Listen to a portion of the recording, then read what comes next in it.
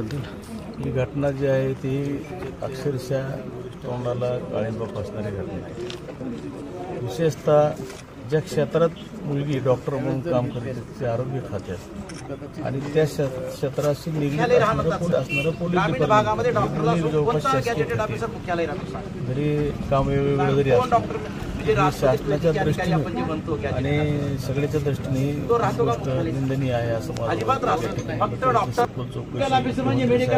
घोषणा केली की नेमू मला स्वतः खात्री की ज्या ठिकाणी अशा चौकशी नेमण्याचे मुख्यमंत्र्यांना त्या ठिकाणी आदेश दिले त्या ठिकाणी सगळे आरोपी या ठिकाणी निष्पन्न होते।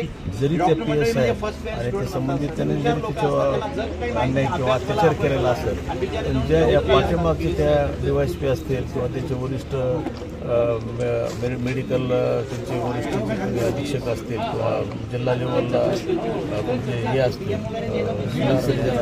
आरोग्य अधिकारी असतील त्यांना ज्या तक्रारी दिल्या त्या तक्रारी संबंधित त्यांना काही पण दखल नाही घेतली। जर दखल घेतली असती कदाचित हा अनर्थ टळला असता असं या ठिकाणी मला एकंदरीत स्पष्ट वाटते। ते सुद्धा या ठिकाणी त्यांना सुद्धा आरोपी या घटनेमध्ये करावा असं माझं वैयक्तिक या ठिकाणी म्हणते। कारण करणाऱ्यापेक्षा त्याला वाचवणारा सुद्धा तेवढाच दोषी या ठिकाणी मी एवढं